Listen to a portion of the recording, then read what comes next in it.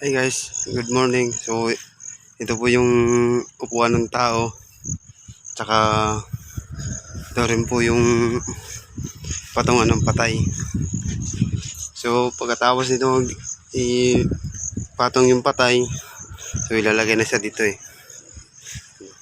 So, dyan na siya ibababa. Pagkalubog niya, okay na yun. Tatabulan na ng takip. So, ayun pa yung isa. Bali, dalawa ngayon yung libing eh. Yun, yung isa eh. Yun. Pupuntahan natin yung isa at isisit din nila. Pang ano yan eh, pangalawa na yan eh. Pangalawang ililibing eh. Hindi tayo ngayon makasama sa kanila. Gawa ng naghukay po tayo eh. Kaya sa next time lang tayo sasama sa kanila pag lilibing. Doon po tayo guys oh. Nag-ano po tayo eh. Naghuhukay eh. Sunod na lang tayo makasama sa kanila eh.